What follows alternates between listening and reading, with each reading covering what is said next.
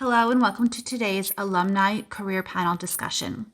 My name is Jen DeAndrea and I'm the Director of Alumni Relations at the SUNY Orange Foundation. In just a few minutes, you'll be hearing from 4 alumni who received business degrees from SUNY Orange. They have all once been in your shoes and just like you, wondered about their futures. We hope that you find common ground with their personal experiences and find value in what they have to say. You will one day be alumni of SUNY Orange, and I encourage you to keep in touch and possibly return to speak to future students. We encourage you to attend one of our breakout sessions, which will occur immediately after the discussion. Please choose whose session you would like to attend and put it in the chat at some point during the discussion. Thank you for participating, and thank you to our alumni panelists who have all volunteered their time this morning. And now I'm going to turn it over to our moderator, Matt Dorcas. With that said, let's get the program going. Who do we have today? We have Mr. Alex Kemp. Alex is an alumni from 2012. He has an AS in Business Administration. He is currently the Director of Finance and Human Resources at Hemp Farms of New York. He is also the Investor Relations Director representative at the Orange County Partnership for Economic Development. He graduated magna cum laude at the University of Buffalo, and he also has a bachelor's degree in business administration with a concentration in finance and marketing. Also with us today, we have Johnnieanne Hansen. She is an alumni of 2004. She has an AAS degree in business management. She is currently the Vice President of Operations and Workforce Development for the Council of Industry. She holds a Master of Arts degree in Integrated Marketing Communication from Marist College and a Bachelor of Science degree in Business Management from Dominican College, and holds several professional certifications in Human Resources Management and Training that I won't actually go over right now because the list is so long. It'll just, be the entire program of just, saying how awesome Johnnieanne is. So thanks, Johnnieanne. Thanks for joining us today. We also have Kevin McFarland. He is an alumni from class of 1997. He has an AAS degree in business management. He is currently the Director Human Resources for SHOT North America, Inc. He holds a Bachelor of Science degree in business administration from SUNY Plattsburgh and an MBA with a concentration in management from SUNY New Paltz. We also have Stephanie Bressi-Wright. She is an alum from class of 2017. She has an AAS in accounting and an AAS in business management, and she is currently the Human Resources Coordinator for Penn Foster. Again, my name is Matthew Dorcas. I am an alum from 1998. I got my AA in communications, and I continued my degree at SUNY New Paltz, where I had a concentration in TV and radio production. I currently am one of the owners of Capacity Marketing, a full-service marketing firm in Montgomery, New York. All right, that's the panelists. That's the intro. We are going to get right into it. And panelists, I hope you're ready. I'm going to start directing questions towards you. Let's start with Kevin. Kevin, what was your biggest challenge at SUNY Orange, and how did you overcome it? Thank you for having me here today. It's an honor to come back and to be a part of this group. I think probably the hardest part was mostly like a lot of people that are having challenges. I've been doing it all on my own, working, putting myself through school, nobody looking over my shoulder to get things done. Because I was putting myself through school and first in the family, to college, no backstop, and failure of not completing. Not completing is not an option. That had to happen in my mind. And managing my own financial aid, especially if you're going to start at SUNY Orange and then transfer, you have to really look over that. I had to learn how to become a student. I was okay in high school, but when I got to SUNY Orange, I really learned how to be a student and to overcome that. Also learning to keep going and to make sure I kept going. I had to motivate myself to keep going. And to also keep things in perspective, because there's times where it's really hard and you want to quit. But you have to keep your eye on the prize, and I had to realize that it's going to pay off. And it took years, but it paid off. And staying focused, and I think another thing that's good to overcome challenges is talk to people that want to, someday if you're looking to be in a particular field or occupation, talk to those people, because it will motivate you through those hard times and make you realize what you're doing. So that's just some of the challenges I had now and some of the ways I overcame it. Would you say that when you first attended, you had that plan that you were like to go, or was it a little bit of figuring it out while you were there at SUNY Orange? Figuring it out. Yeah, there's a lot of figuring it out along the way. I mean, I had some ideas. I was more like business, and I knew I wanted to get a degree from SUNY Orange. I knew I had to do that in life. I wanted to do that. It wasn't until probably late in my time at SUNY Orange where I figured out I was going to actually transfer. 1 year before I was going to transfer, my advisor said, "Hey, you better get your grades up if you want to transfer, or you're not going to." And my twin brother and I went to college together, and the thought of him going away and me being home still, I said, absolutely not. And I got the highest grades that next year. So it's amazing when you get motivated, what happens. So, no, I definitely didn't have it figured out. It was kind of middle high school. Yeah, SUNY Orange where I wanted to go. Business, that was it. But HR, I didn't discover first. Thanks, Kevin. My next question is going to be for Stephanie. What would you go back and tell yourself at that first semester at SUNY Orange, knowing what you know now, if hindsight's 2020? Hindsight was 2020. I would definitely have pushed myself to keep going. I was one of those students who started at SUNY Orange and stopped, and then ended up going back a few years later. And there's just some things that just don't always work out. Like I was used to being a straight A student, and some classes were not easy for me. And I just think that if I had kept going that whole time, it would have been a much shorter process rather than starting in 2011 and ending in 2017. But I think it's just, you have to think about, like, you're not always going to see what's at the end of the road. You may have an idea of what's there, but you're not always going to see it. So just, you have to look past it and just get through the hard times. There's going to be hard times and there's going to be good times, but it's all going to be worth it. So you think that if you traveled back in time and you saw yourself there on campus, the conversation be like, hard times are ahead, keep pushing through. It may seem like it never ends, but if you keep pushing through, you'll get there. Would you say that? Yeah, I did 3 semesters, and then I stopped, and I really only needed 2 more, but because so much time had lapsed, I had to do 3 instead of 2. So I could have been done in such a shorter amount of time if I had just plugged at it and kept going. And it would have been worth it to be where I'm at now 5 years ago if I hadn't stopped. So. Right. Okay. Thank you so much. Next question is for Johnnieanne. Johnnieanne, after SUNY Orange, what would you suggest students consider as they plan for the future? Yeah, that's a good question. Even just to kind of touch on what Stephanie said was, when you're in it, you feel like 2 years is so long. I don't know if you felt this, Matt, but I also felt like sometimes 1 semester was so long. It's so much to do. There's not enough time. There's too much work. It's really, really hard. And if you just kind of got through it, you'd be there. So looking ahead towards, becoming an alumni, I would say use the school. I know that sounds silly, but like, you gave them this many hours of your life, and go back and ask, help me.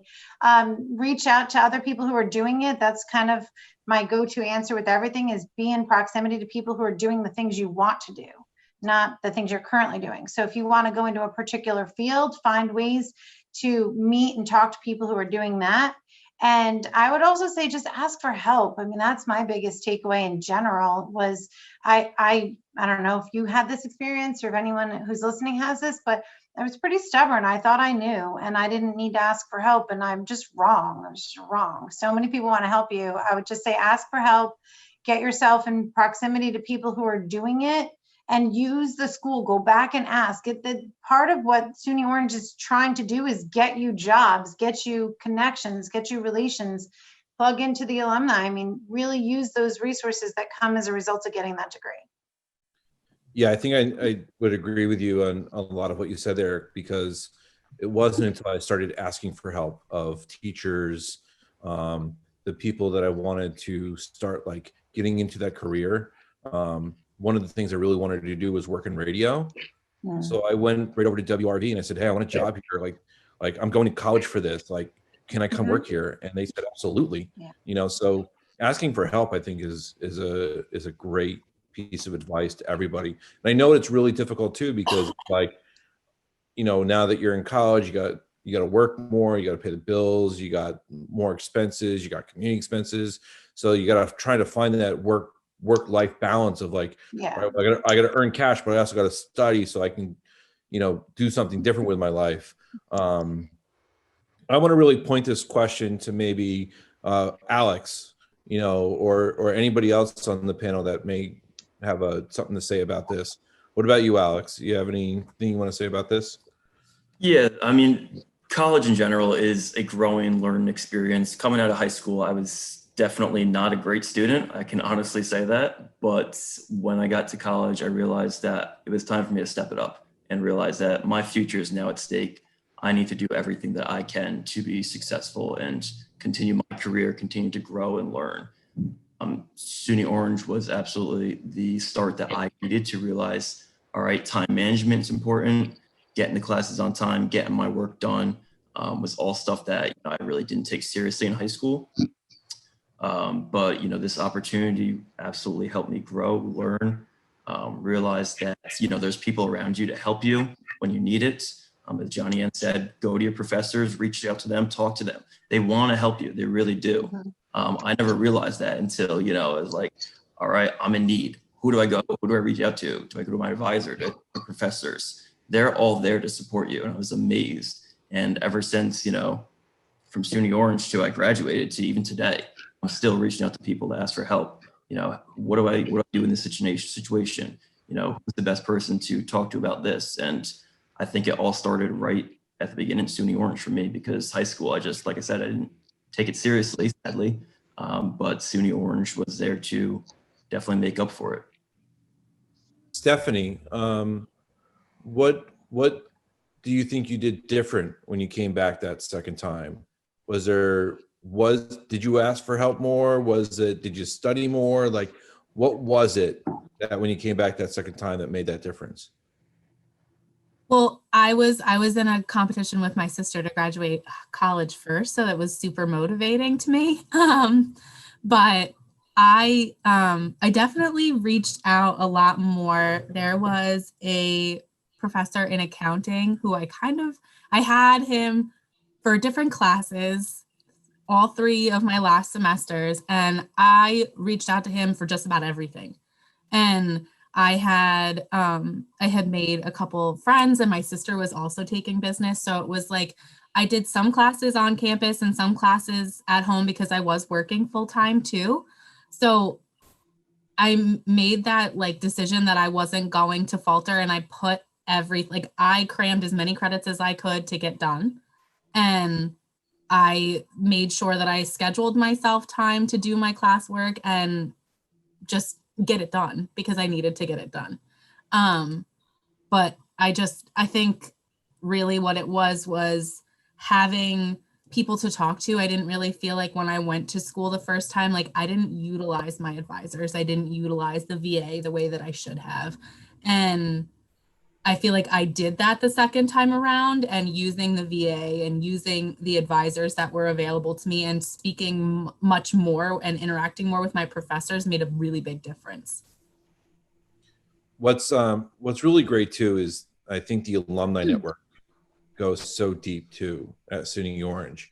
You know, I think that's one thing I never really understood when I was there. I was a pretty outgoing guy. I just walked right up and started talking to people, but you know, now that I think about hindsight 2020 a little bit is like the alumni that went to SUNY Orange. And I mean, all of you guys, the positions you're in, I mean, it would be a great resource as well for students. Kevin, what about you? You have any thoughts about this subject of the planning for the future? Yeah, one idea that's really good, and all the panelists have mentioned it before, so I won't repeat it, but it says, Elizabeth White mentioned, reach out to alumni services, job placement services. And when I worked at SUNY New Paltz, one of the things I did there was help start a work-study job fair, an off-campus job fair, that sort of thing. And what I think you have to do is, know when those job fairs are, because those are amazing opportunities. You have all those employers in one place. So take that extremely seriously. Dress your best. If you don't have a suit, can't afford a suit, it's okay. Like, just dress your best. Dress clean. Do research on the companies you're going to talk to. Go up to them and tell them what they already know about themselves. For me as an HR professional, I talk to people all day who want a job, but then I talk to people who want a career and have researched the company, and they say, how can I stand out? What can I do to stand out? I get that question all the time from students. Actually, it's not that hard. It's know the company, have some information about them, do your research, and treat your job interview like a final or times 10, like the hardest final you're ever going to study for. I think the first time I went into to interview for SHOP in 2007, I had no HR experience. I was coming out of SUNY New Paltz, ran their campus employment program, work study, financial aid counseling, and wanted to get into HR. And I think that, the manager at the time saw something in me, but I remember studying for days the company information. And the first question I got in the interview was, tell me what you know about SHOP. And I was able to regurgitate a 1.5-minute, 2-minute spiel about them. And I'm not lying. The two interviewers looked at each other, the two interviewers, they looked at each other and they looked at me and said, thank you. Most of the time we talk to people, they have no idea who we are. They've done no research, and it made the interview go smoother. And it just it builds your confidence in the interview when you really, really prepare. So I think you just, treat college like a job, like the most serious job you'll ever have. Treat it like a job. Work hard, but play hard. Don't, I'm not one who's going to sit here and say, you have to go to get the 4.0 and bookworm and never see the outside of the library. I'm not talking about that. Work hard, play hard. It's a job, and that's how I took it. My classes were at 8 a.m., 9, 10, 11, had lunch, went in the afternoon again. And I just, it was my job. I knew I had to get in there, get good grades, and get out and get to the next level. So just take it really seriously. And as everybody said, everyone's had a lot of good advice. So. Great advice. And if I can just add my 2 cents, Google is your friend. When you are, I graduated in 98. So, Google was just sort of coming on the scene. But nowadays, there's so much information out there about companies, social media, LinkedIn, you can Google, there's press releases you can read. People are writing articles about companies. So, everybody really has tools at their fingertips, literally, to be able to find the information on these companies to really impress their interviewers. And also, the other thing I could say is internships or part-time jobs in your career. Like, you're interested in accounting, go work at an accounting firm while you're off for the season, summer or in between breaks. A lot of accounting firms would love to have a little extra help, and then you can really see what it's like to work in that kind of atmosphere and start making connections within the industry. Networking is also really key. But all great advice. Thank you, everybody. I'm going to point back to Alex now. What kind of advice would you give to a student who's looking to transfer to a 4-year school? Yeah, absolutely. I think furthering your education will always pay off. I know absolutely it did for me. Of course, right now we're going through different times in the education world with Corona and mostly learning from home. To be honest, when I went to transfer to University of Buffalo, I did about 50% of my work from home. They recorded all the lectures. I was working, 20, 30 hours a week on top of going to school full time. So the recorded lecture actually worked out very well for me because I can do it on my own time. So I don't think it, depleted from my education at all by being remote and whatever. I'm not saying that Corona's not going to go away. Hopefully it does, knock on wood. But if you do have to go to a four-year school in the future and you think it's going to be mostly remote, I would still say take the opportunity. It's a great opportunity to be there. If you have the chance to be on campus most of the time and meet people and interact with the clubs and get involved, definitely a strong thing that will help you in the future. But yeah, transferring to a four-year school, I think is a great idea. If you're doing well right now, keep it going. I can say straight from my heart that SUNY Orange made me more than prepared to transfer to a four-year school. I went in there as, kind of scared, intimidated by the fact that all these kids were here before me. They're probably going to be way advanced, know more than I do. But, surprisingly, I was more prepared than they were. I found that the kids that have been there from day one were coming to ask me for advice, asking me for help. So really, if you're scared about thinking that you're not going to be smart enough or educated enough, I'm sure that SUNY Orange is preparing you more than enough to make sure that you can go into a four-year school, guaranteed. So you'll be surprised. Don't doubt yourself. Stay confident. Just keep going and you'll do great. Also, what's key too, I think, if you're going from SUNY Orange to another SUNY campus, you have that ability to transfer in as a junior, right? So I can remember when I transferred to SUNY New Paltz, not only did I transfer in as a junior, but a lot of the classes that I took in TV production at SUNY Orange actually counted towards my major, which was fantastic. So I was able to actually get ahead and take more advanced classes, which was phenomenal. Yeah. What about you, Kevin? Do you have any advice on transferring to a four-year? Sure.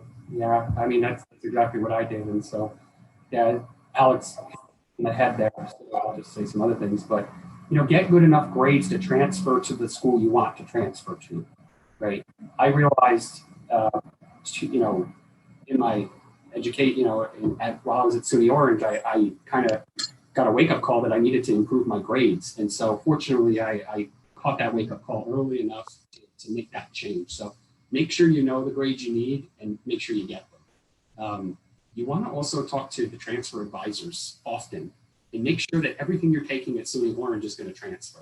Because, you hate to find out when you're ready to transfer that, you sat and busted your hump in a certain class and it's not transferring. That's kind of frustrating. Another thing would, if you're receiving financial aid, you get 4 years really of TAP, Pell, some of these other grants. Make sure that it's not easy, but if you can get out of SUNY Orange in 2 years, I didn't. And that was something that I realized. Your aid goes for 4 years, a lot of it. And so if you use 3 years at SUNY Orange, that's less you have at your four-year school. So in a perfect world, if you can get out in 2, great. It gives you more, 2 years of full eligibility of another school. If you can't, you can't. And then finally, I would echo what Alex said. Do not be intimidated. Everybody deep down is wearing a mask and thinking they're not good enough. It's not just us.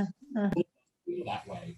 That next to me, they came here and got into here right away, so they must be better than me. Absolutely not. It's like Alex said. You find that, hey, not everybody's got it figured out, and will beat talent. It will. And then if you don't.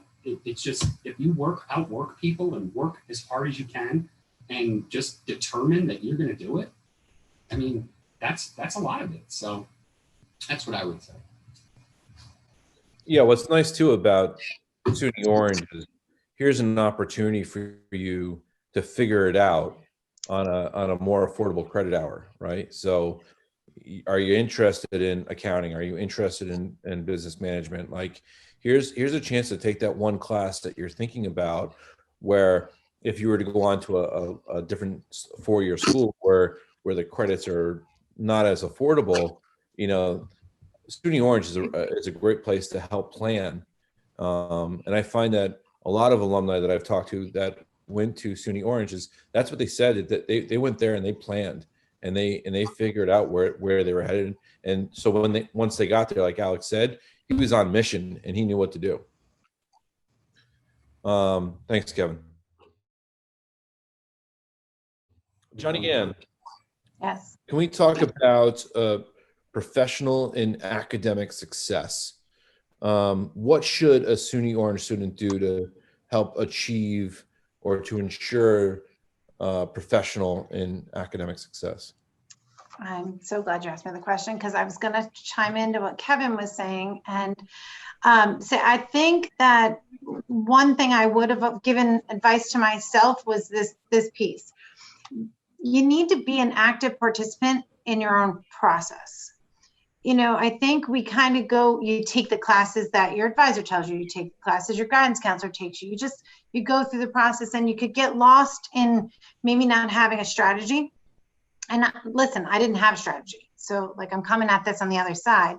But to Kevin's point, to say, if you know, okay, here I am, I'm at SUNY Orange, I'm taking these classes. Do I think I want to transfer? Yes or no? If I do, maybe I should talk to somebody and be a part of that conversation. I think I want to transfer, or I'm not really sure, but what courses and classes do I need to take? What grade do I need to get to be most successful in that? So I think to get from where you are now to graduation takes a bit of strategy and management.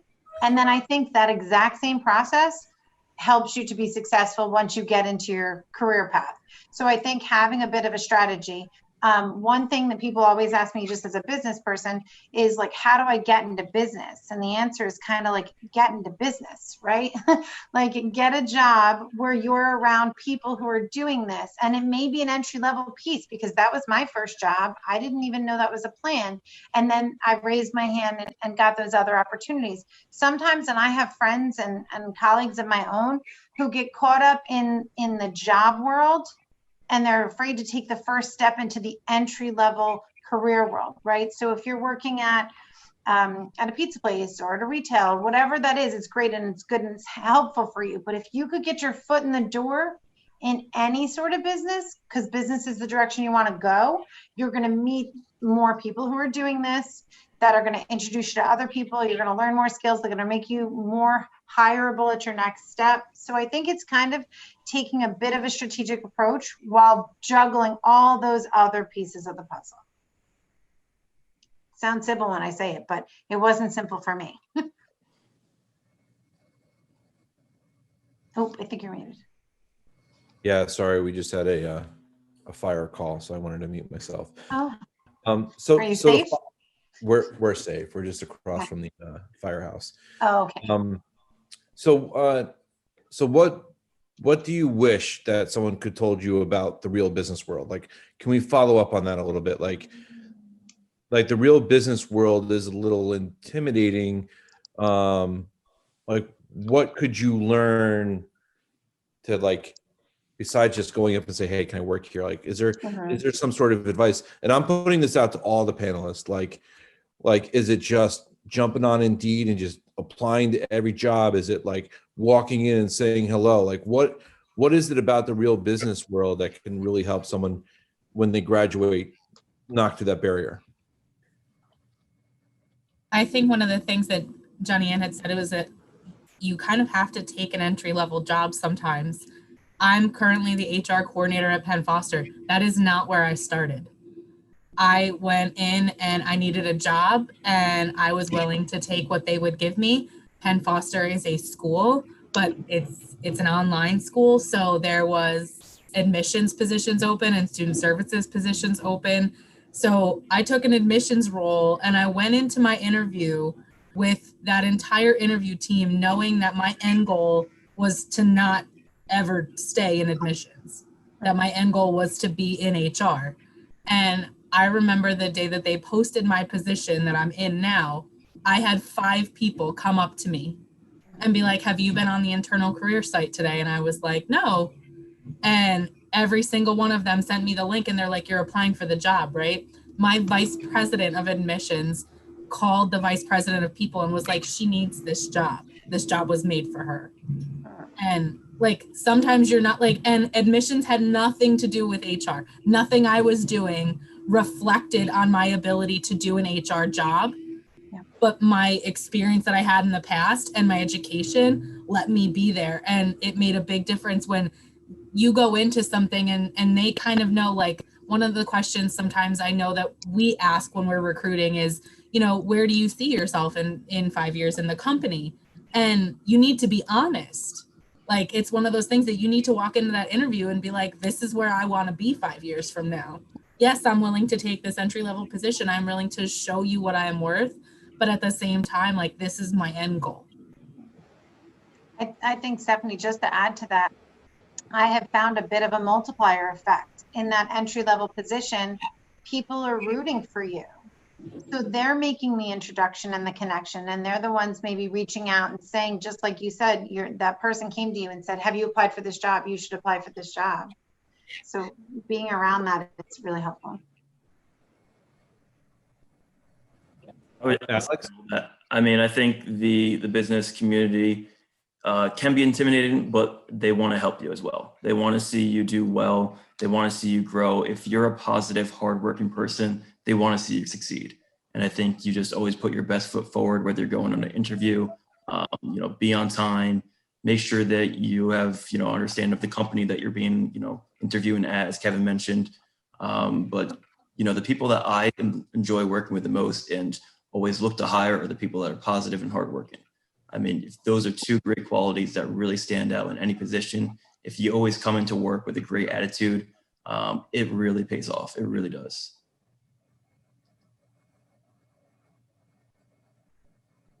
Kevin, same towards you there, bud. Yeah, I would echo what all three just said. I mean, without a doubt, that's great advice. But I would say keep in mind it's a marathon, not a sprint. Okay, it takes a while, and as others said, be willing to start from the bottom and do it with enthusiasm. Whistle while you do it.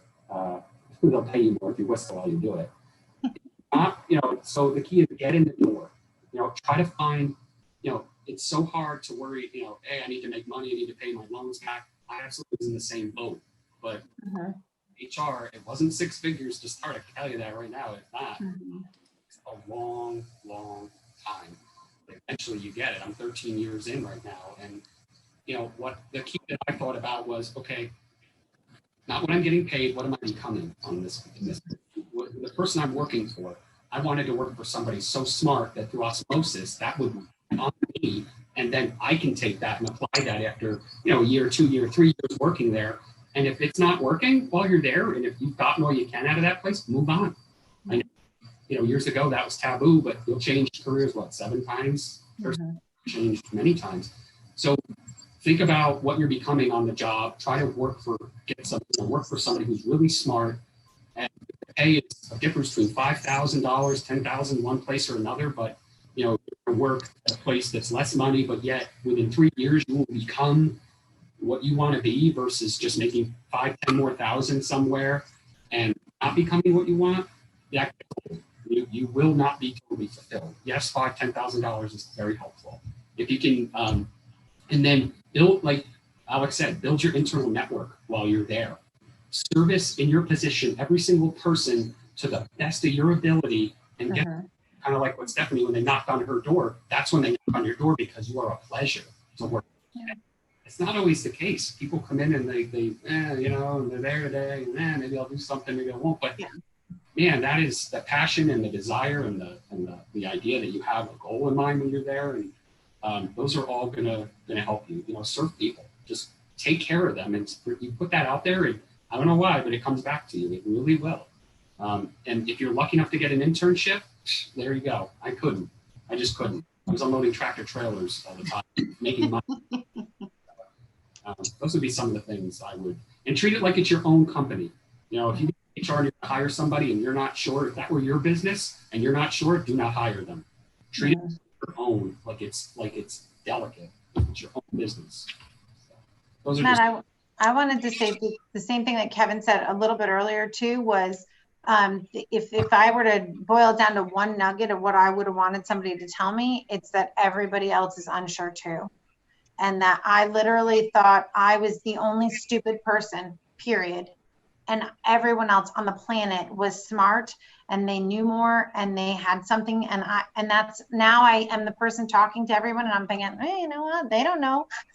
We're all just trying to figure it out. And I just think, you get caught up in your own head telling yourself that you can't do it and realize everyone has doubts. Just got to push through it anyway. Can I answer one of these questions that I just saw, because we're talking about time management? Someone's asking if anybody had kids when they were in school. When I went back to school, I had just met my husband who had 3 children. I was working full time, going to school full time, and taking care of 3 kids full time. You can do it, and let your kids be your biggest motivation. My daughter would sit with me while I took my dreaded statistics class, and she loved math, and she would sit there, and she's 12 now, but she would sit there. She was like 8 years old, and she would love every second of it. Sometimes they just want to be included, but they will be your biggest cheerleaders. So, Kira, if you're trying to maintain schoolwork and kids, you can do it. I promise. Yeah. It's going to be rough, and it's going to feel like you're drained and beyond, but you can do it. I promise. Yeah. I'll also say that I, not so much at my time at SUNY Orange, but for my bachelor's and for my master's degree, my kids were old enough to know and understand. And we had the expression, like the entire family was going back to school. So my son's favorite memories is laying on my lap while I was doing papers and writing stuff. And I'm like rubbing his head, and he's like, he still thinks that was the best thing. And, sometimes when you feel like there's not enough time, I worked full time, I, raised a family, I'm huge in community service, like I gave all of that. And the reality was it was for them. I wanted them to see me do this. I wanted them to see that I could do it. And part of that is being first generation, because in having these conversations in preparation, I had no idea that I had never even known a single college graduate when I went to SUNY Orange. I literally in my life knew no one who graduated from college. So I want my kids to see it, and I want them to see me struggle. Sometimes I'm having more homework than they have, and it's worth it. It's worth it. It's just so worth it. And it's hard. Can we continue that conversation about that time management? I think we all had our own struggles. Alex, if you can chime in on that, and then we'll go to Kevin next. That time management of balancing work and family, and also being able to research and where you wanted to go and stuff like that. Alex, you want to go first, and then we'll go to Kevin.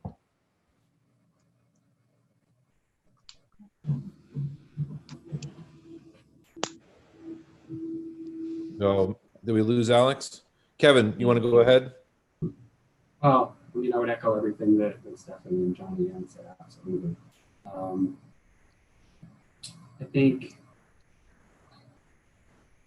first you got to take care of yourself, right? And that seems hard these days, but health-wise, you have to take care of yourself. If you're not taking care of yourself, you're not going to have the energy to give to all these separate buckets: the school bucket, the work bucket, the kids bucket. I did not have kids while I was in school, so I can't speak to that, but I did have a lot of friends who went through that. But so first of all, take care of yourself. That means, if you can only jump on a treadmill for 10 minutes, then that's okay. Like, you have to take care of yourself. You have to, make sure you're eating well, so that, because it is a marathon, and you would not run a marathon on an empty stomach. I would not. And not prepare and take care of yourself. It's a gauntlet. And it's just, you've got to mentally be ready. You just have to know that it's not easy. And if it was, everybody would do it. And not everybody does it. Despite you might think everybody graduates, they don't. And so I think take care of yourself. Make sure you have a network of people that can keep you motivated. And just know that, keep the eye on the prize. I was, when I came out of school, and just because when you come out of school, life's not, the problems aren't solved, it's just starting. It really is just starting there. It gets harder. And so, I was coming out of school at a ton of debt, commuting an hour and a half for no money, and took a pay cut so I could only commute for an hour. Thought that was great. And struggled for a while. And even in my early 30s, working second jobs. And, but eventually it pays off. And I knew when I went into debt, I said, it's going to take 20 years. 20 time horizon. Nowadays, a lot of people don't have a 5, 10, 20-year time horizon. It's kind of like a 3-6 month, 1 day, 3-day time horizon. You have to stay patient, and it's, just know that it's a long time horizon, and be okay with that. All right, we got Alex back. Sorry about that. My computer completely went haywire. I don't know what happened. That's okay. So Alex, I'm going to put you on the Yes. spot for a minute. Okay, I'll take it. A lot of us have been talking about working hard, studying hard, working, with trying to find an internship, and a lot of it is about work. But college is also a time for play. It's also a time to socialize, right? It's also Absolutely. none of us have really kind of talked about that. Yeah, Kevin was just talking a little bit about you got to take care of yourself too. What did you do in college? Like, where's that balance between trying the next craft beer and Yes. hitting the books, but also going to work on time? And like, can you talk about that a little bit? Because Of course. a lot of today's theme is about time management. I'll give you the friendly version for sure. So college, I mean, hands down, I would say probably every time the best time of my life. But it is all about, of course, I worked all throughout college, still trying to manage, over a 3.5 GPA while at the University of Buffalo, and been still having a life, enjoying it and getting out with your friends and having a good time. It is doable, but you have to put the work and the school first. Second will be, going out to parties or whatever you prefer to do, having that craft beer. That's the sort of stuff that you just have to be determined. Don't let any of the outside noise affect your ultimate goal of graduating, the best that you can and continuing to work, get that internship. Don't let partying ruin that. Don't let any of those things that might interfere ruin that, because that's ultimately the goal. But you should also have a good time and enjoy the time that you're there and, all of your life. Right now I'm working 2 jobs, still very involved in the community, on boards, committees, working on a side project.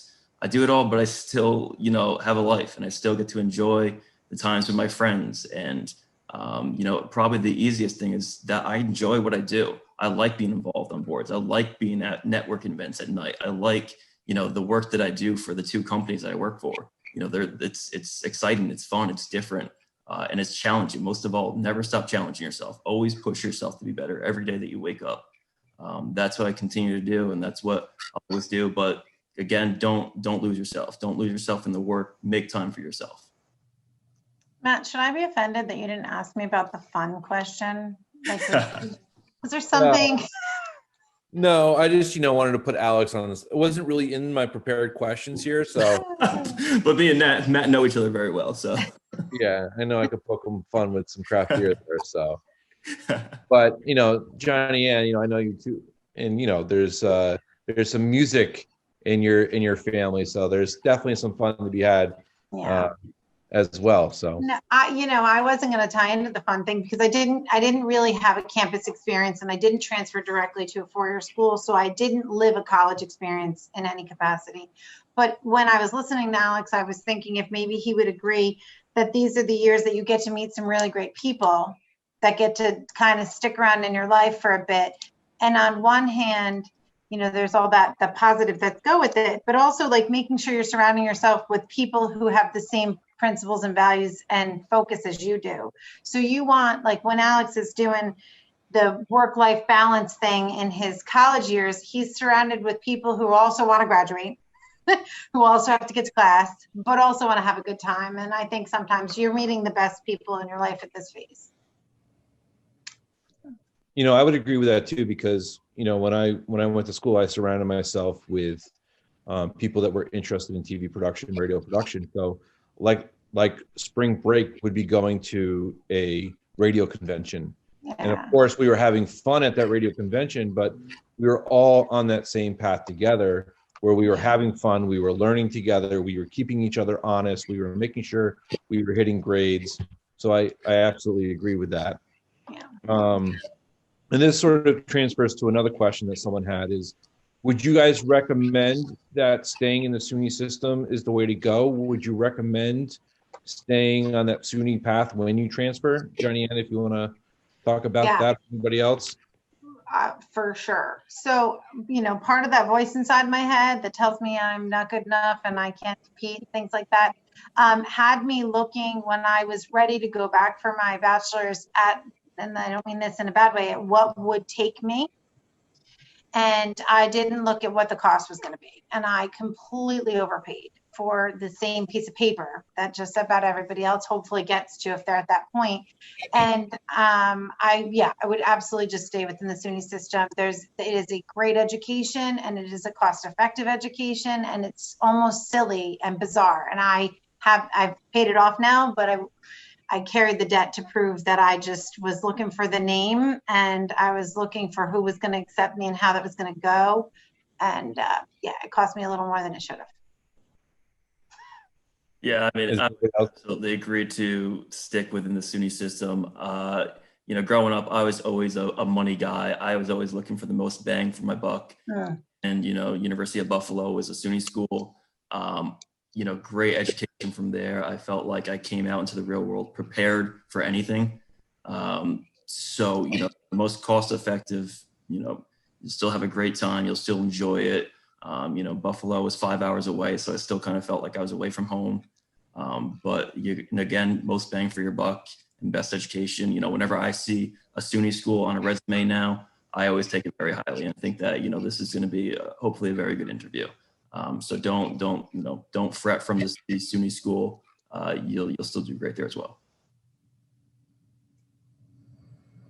So we have about another 10 minutes before we go into breakout rooms. So I want to, this is from a question from the chat, and anybody can chime in here, but we were just talking about the cost of schooling, right?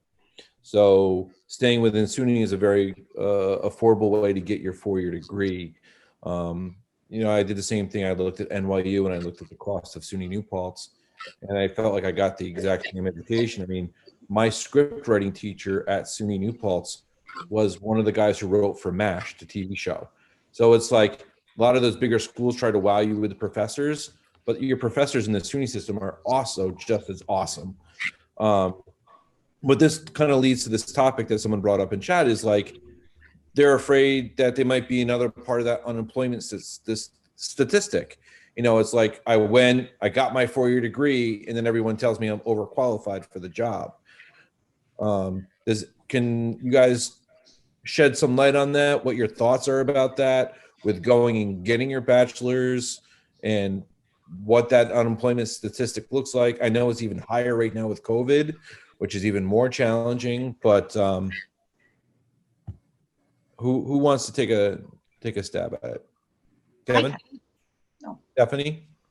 I didn't go to a 4-year college, but even with my experience, so I was in the military for 8 years, and I have my HR certification through the Army, but all of that with my 2 AASs was too much. Like, some jobs that I had applied for, they were like, you're super overqualified. Like, and a part of me just wants to be like, that you're overqualified, but you don't actually necessarily have that experience. And then there's those other jobs that are like, you need to have 3 to 5 years of experience in that area, but you're just out of college and you're fresh and all that other stuff. So it's nerve-wracking. I was unemployed for a very little bit of time. I've always just taken what I can get, but sometimes being overqualified is okay, because you're still going to learn things. Just because you may have the knowledge behind the job doesn't necessarily mean that you're going to learn that experience. So what I would say is, do your resume to the best of your ability. Make sure that you do what Kevin had mentioned earlier, like research the companies and set yourself apart, so that when you have those interviews and you're overqualified, that they see that even though you're overqualified, that you truly care about the job you're applying for. And that can make a really big difference. I just recently got into the recruiting side of the HR job at Penn Foster. And a lot of people are just completely honest. And they're like, yeah, I know. Like, I have people that have run businesses and been retail managers and all this stuff applying for our entry-level positions. And it's just, they understand, but they were like, I want to work for Penn Foster because, and they gave us a reason, or I want to be a part of this company and make a difference in somebody's life. Like, I've had Penn Foster students come back and want to work for Penn Foster. So it just set yourself apart with something, whether it's doing research about the company or something like that. And it'll make a big difference, even if you're overqualified because of your education. Kevin? I could talk forever on this one because I was in finance today and I saw it all day long. And so I would just echo times 10 everything that the three other panelists said. But I'll give you an example. I interviewed somebody for a controller position recently at our Pennsylvania plant, 4.0 from Penn State. 20 minutes into the phone interview, I turned it off because he couldn't. My point is energy, eagerness, and enthusiasm, and what it takes to be successful is not necessarily because you went to a big school and you pulled a 4.0.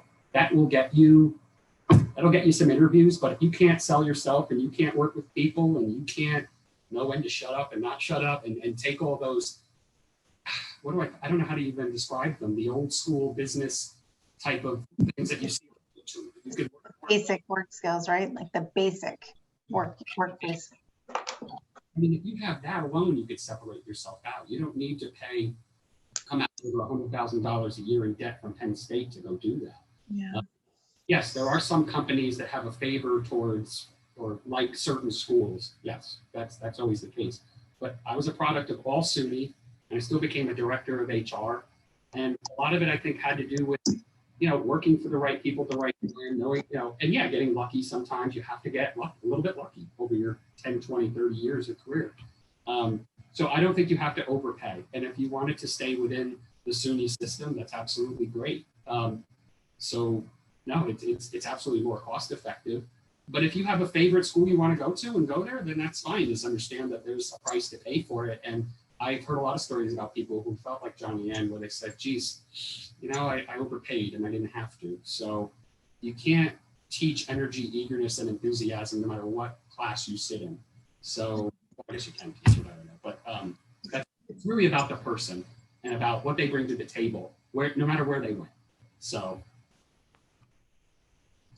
Matt, can I just add in terms of the fear of getting your degree and then not being employable? Because, I hear that. I even hear it in my own house, those concerns. I know someone who has a degree and is doing this. I would say one of the pieces is like trying to align your interests, your end goal job, and your degree, right? So, not all degrees are exactly the same. And if you're going to be a business student, and Stephanie could maybe speak to this, right? So, with the first interest towards nursing and then a change in path. So that nursing degree may not have helped you get the CPA job. So like making sure those pieces are aligned and having a bit of a strategy. And I think to do that, it's like a bit of a deep breath that says, okay, what job do I think I'd like to do? And that's not simple. And I don't even think it needs to be like for the rest of your life, but just like, okay, I will never be in an environment where you need to be quiet. Like that's just never going to be a good job for me, right? So there's like a whole section of jobs that are crossed off. Like sometimes figuring out what you don't want to do and then going there. So I think what ends up happening, people who have degrees and feel unemployable, there's a disconnect somewhere. And trying to prevent the disconnect or get yourself through it, kind of from Kevin's point, like work your way through. Sorry, Stephanie. No, you're completely right though. Like that's something else too, is I started when I was not a business student when I started at SUNY or when I started at AC for me. So when I started, I had every drive to go to nursing school. I had to miss my first semester of college because I was in training for the military. So I started a semester later than everybody else. So I was super determined and ready to go. But then I was like, well, do I really want to work in this field? Like, I don't know anything about the healthcare field. I don't know if this is really where I want to go. So I dropped out. I became a CNA and I hated every second of it. I hated how nurses were treated. I hated what they had to do. I didn't like the healthcare system at all. And I was like, okay, well, I guess that was kind of my kick in the butt. Like, this isn't what I want to do. So when I went back, I looked at comparable degrees and I was like, well, I kind of like the HR thing that I got going on with the Army. So I did business instead. I was good at math, so I did accounting. And I was like, I can do that because I'm not the most people-y person. I'm just being honest. Yes, guys, I am in an HR role and I am not a people person. It's a thing. I love my job. I love the people that I work with and what I do, but this is not necessarily where I had envisioned myself when I was graduating from high school. This is not what I thought I was going to be doing with my life. Well, thank you, everyone. I really appreciate it. We're just about to hit 12 o'clock. Alex Kemp, Johnnieanne Hansen, Kevin McFarland, Stephanie Bressi-Wright, thank you all for taking your time today.